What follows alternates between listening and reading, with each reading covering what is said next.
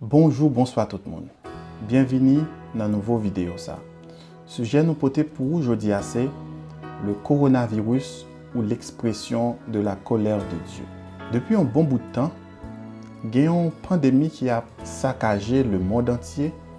Une pandémie qui touchait presque tout pays dans le monde. Une pandémie qui révélait l'autre fois encore les limites de la science et de la technologie. Une pandémie qui mettait à rude épreuve la foi nous avec courage nous. Et généralement, en de telles circonstances, l'esprit humain toujours cherché pour capable bailler une explication à la réalité difficile que l'y a traversée. Et c'est comme ça, de nos jours, à côté de toutes données scientifiques qui sont disponibles sur le sujet coronavirus là, on joignent aussi d'autres théories, d'autres explications surnaturelles ou théories du complot, les unes plus surprenantes que les autres, que les hommes avancés pour expliquer cette tragédie qui nous frappe tous. Une parmi l'explication surnaturelle que nous gagnons de pandémie, c'est que nous sommes capables d'entendre des gens qui disent que le coronavirus, c'est bon Dieu qui a frappé les hommes pour pécher. Est-ce que les prudents pour nous capables de faire de telles affirmations? Nous devons reconnaître que l'idée d'un Dieu qui de temps en temps exercer jugement sur un monde, sur une communauté ou sur toute une nation, ce n'est pas une idée qui est étrange à la Bible. Nous joignons un pile exemple comme ça dans l'Ancien Testament, comme par exemple le cas de Akan, le cas de Corée, Dathan et Abiram, le cas de Sodome et Gomorrhe, le cas des Égyptiens. Donc, nous joignons autant d'exemples dans l'Ancien Testament. Cependant, dans le Nouveau Testament, nous constatons un changement de paradigme au point que nous rencontrons en plusieurs occasions Jésus qui refusait catégoriquement d'exercer ses jugements sur des individus ou sur des communautés malgré l'insistance de ses disciples.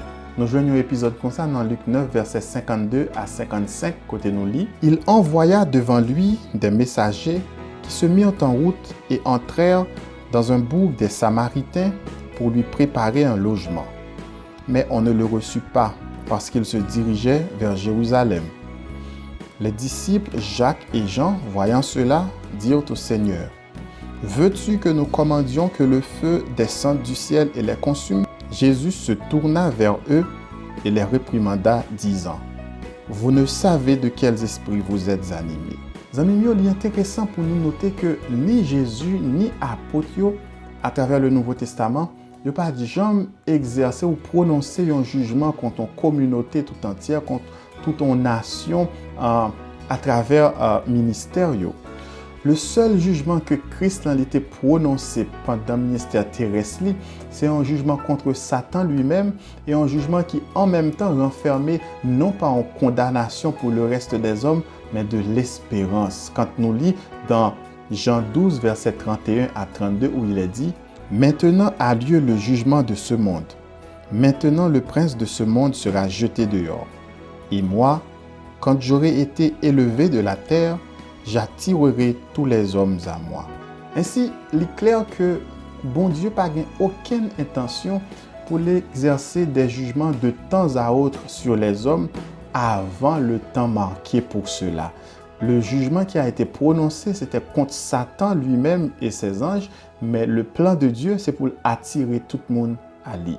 Ce changement d'attitude de Dieu vis-à-vis des hommes entre l'Ancien et le Nouveau Testament, peut-être quelques commentateurs bibliques puis sont capables de penser que le Dieu de l'Ancien Testament est un Dieu vengeur et le Dieu du Nouveau Testament est un Dieu d'amour.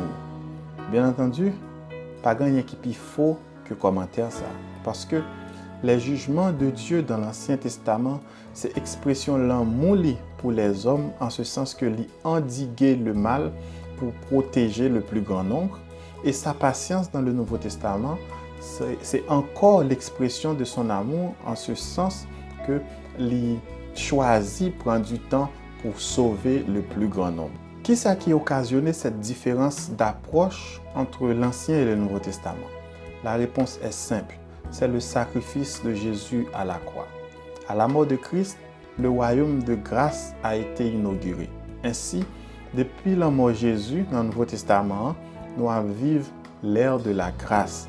Bon Dieu décide prendre patience et lui fixer un seul jour, qui c'est au jour de la fin, à la fin de toutes choses, pour être capable de juger les hommes. C'est ça, nous lisons dans Actes chapitre 17, versets 30 à 31, quand il dit « Dieu, sans tenir compte des temps d'ignorance, annonce maintenant à tous les hommes en tout lieu qu'ils aient à se repentir, parce qu'il a fixé un jour où il jugera le monde selon la justice par l'homme qu'il a désigné, ce dont il a donné une preuve certaine en le ressuscitant des morts. » Ainsi, depuis la mort de Jésus, bon Dieu fixé un seul jour pour être capable d'exécuter son jugement sur les hommes, et c'est à la fin de toutes choses. Ce n'est pas de temps en temps que bon Dieu a exécuté un jugement pour manifester sa colère. Dieu n'est pas un Dieu colérique qui a besoin de temps à autre de foncer les sourcils ou bien frapper le pied pour faire connaître qui est-ce qu'il a dirigé. C'est une vision anthropomorphique de bon Dieu qui déformait son vrai caractère d'amour. Cette vision déformée de notre Dieu lui aussi porter atteinte à son message, le message d'amour que nous sommes censés prêcher. Comment nous pouvons faire les gens à la repentance, à un bon Dieu qui a envie de sauver, alors que nous présentons bon Dieu comme un bon Dieu qui de temps en temps fait colère et puis il tombe touillé en bas de nous. Chers amis, le coronavirus n'est pas l'expression de la colère de Dieu. Ni cette tragédie, ni les tragédies d'avant le coronavirus, ni ça qui vient pour venir après eux, c'est tout simplement des signes et des évidences de la fragilité de l'existence humaine à cause du péché et du mal. Le mal est là et il traînait derrière lui des conséquences. Bien au contraire, si c'est pas la grâce et la bienveillance de Dieu, c'est chaque jour nous avons bien pour nous faire face à ce genre de catastrophe. Mais par sa grâce, bon Dieu encore nous protège nous de bagailles.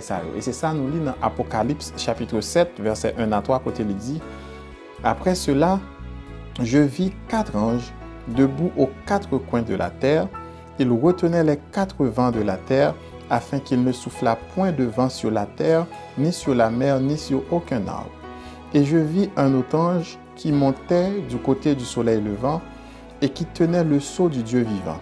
Il cria d'une voix forte aux 4 anges à qui il avait été donné de faire du mal à la terre et à la mer, et il dit : Ne faites point de mal à la terre, ni à la mer, ni aux arbres, jusqu'à ce que nous ayons marqué du sceau le front des serviteurs de notre Dieu. Frères et sœurs, nous vivons le temps de grâce, nous vivons le temps de la patience de Dieu, et il baille des ordres à ses anges pour être capable de retenir les 4 vents de la terre jusqu'à maintenant. Donc, c'est par sa grâce qui fait, c'est pas chaque jour nous gagnons des blousailles.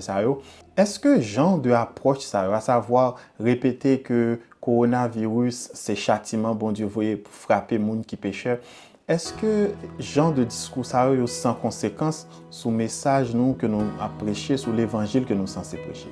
On nous avec moi rapidement au moins 5 conséquences que pareil discours que les gagnent sur le message nous. Premièrement, pareil discours, il présentait bon Dieu comme un Dieu en colère qui a pour repousser les hommes au lieu d'un bon Dieu d'amour qui a attiré les hommes. Il n'y a rien de plus faux que cela. Deuxièmement, ce discours il contredit le message de la grâce que bon Dieu lui offre gratuitement et abondamment à tout le monde qui voulait. Comment comprendre un bon Dieu qui a offert la grâce, mais qui prend plaisir à tuer depuis ces gens qui ne veulent pas accepter sa grâce? Ça ne colle pas. Une autre conséquence négative encore d'un pareil discours, c'est que bientôt, lorsque la science va apporter victoire sur la maladie, que ce soit par rapport à un vaccin que va trouver ou bien par rapport à un médicament que va jouer pour la maladie, ça va vous dire tout simplement une victoire des hommes sur le jugement de Dieu. Et là, ça va faire un bon point pour les athées pour dire que le Dieu des chrétiens est si faible que lui voyait un jugement pour détruire nous. Mais voici que la science lui portait une solution à verdict. Ça. Quatrième aspect négatif de pareil discours que je voulais voir avec vous, c'est que le coronavirus qui frappe tout le monde, les serviteurs de Dieu, tout comme ceux qui ne le connaissent pas. Donc lorsque nous voyons le coronavirus tant que son jugement de la part de Dieu, qu'en est-il de ces enfants qui sont frappés? Est-ce que nous allons dire que tout le monde qui est victime, c'est eux-mêmes qui les impies et les pécheurs, et le monde qui est épargné, ce sont les justes? Ça encore, il n'y a rien de plus faux que cela. Le cinquième et dernier aspect négatif de discours que je voulais voir avec vous, c'est que il contredit aussi l'enseignement biblique sur le jugement de Dieu. Mon Dieu, dans la Bible, nous, il a annoncé que maintenant, il y a une phase dans le jugement qu'il y a fait. Mais ce n'est pas du tout le jugement des méchants, c'est ce que nous appelons le jugement investigatif qui concernait le peuple de Dieu d'abord. On nous regarder avec moi 1 Pierre 4, verset 17, où il est dit « Car c'est le moment où le jugement va commencer par la maison de Dieu. Or, si c'est par nous qu'il commence, quelle sera la fin de ceux qui n'obéissent pas à l'évangile de Dieu ?» D'après la Bible, un jugement est en train d'avoir lieu maintenant, mais ça commence par la maison de Dieu. Bon Dieu, pour l'instant, pas décidé d'exercer aucun jugement sur les pécheurs, sur les impies, il attend la fin de toutes choses pour faire cela. En conclusion, chers amis, coronavirus, ce n'est pas l'expression de la colère de Dieu. Ni les tragédies avant coronavirus, ni ça qui vient pour venir après, il n'y a pas l'expression d'un jugement de la part de Dieu, mais c'est plutôt des signes des temps, des éléments qui font nous connaître que le monde a marché certainement vers sa fin. Et quand nous dit que le monde a marché vers sa fin, nous disons aussi que nous nous approchons du retour de Jésus qui est notre délivrance, notre bienheureuse espérance. Ça veut dire tout simplement, l'esprit avisé, l'étudiant de la Bible, il doit voir dans chaque catastrophe, non pas l'exécution de la colère de Dieu, mais des signes avant-coureurs qui, premièrement, doivent appeler nous à la prière et deuxièmement, doivent inviter nous à réjouir nous en ce sens que notre délivrance approche. Aujourd'hui, statistiques ont montré que le coronavirus, c'est une maladie qui tue en pile monde. Moi, je crois à tout nom que bientôt, dans l'éternité bienheureuse, les registres du ciel vont démontrer que le coronavirus, c'était aussi l'occasion de salut pour un pile monde. Parce que c'était le moment qu'un pile monde était tourné au regard vers bon Dieu et la plupart des victimes, c'était là même sur leur lit de mort, atteints du coronavirus, que pour la première fois de leur vie, ils étaient priés pour leur salut. Une maladie qui offrit à l'homme des jours, voire même des semaines de réflexion avant que l'hypothèse allait, pas qu'à considérer comme étant un jugement de la part de Dieu qui est généralement rapide et soudain. Mais si nous bien garder, c'est une occasion en or qui offre à tout le monde pour nous songer qui j'en la vie fragile et qui j'en nous doit rapprocher nous de bon Dieu. Est-ce que nous voulons prier avec moi aujourd'hui pour demander bon Dieu pour transformer tragédie que nous vivons aujourd'hui en occasion qui rapproche nous beaucoup plus de lui-même pour nous assurer nous de salut nous? On nous prier ensemble.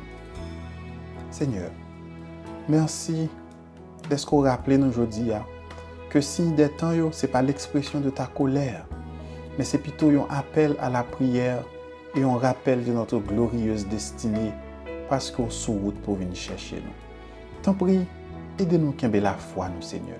Aidez-nous pour nous rapprocher nous plus de vous chaque jour et montrer à l'autre monde comme un Dieu d'amour et qui est capable de venir joindre nous. Pardonnez péché nous prions comme ça au nom de Jésus. Amen. Amis mieux, nous sommes contents avec aujourd'hui encore. Je rappelle pour suivre tout conseil hygiène que l'autorité santé au nous pour nous capables de prendre précaution avec la maladie. Je suis content de rencontrer avec vous dimanche si Dieu veut à 5h PM à travers page pour l'amour de Jésus pour nous capables ensemble étudier, approfondir le sujet ça et prier. Pas oublier partager, like vidéo et quitter commentaire pour que ensemble nous capables de grandir spirituellement. Que bon Dieu bénisse.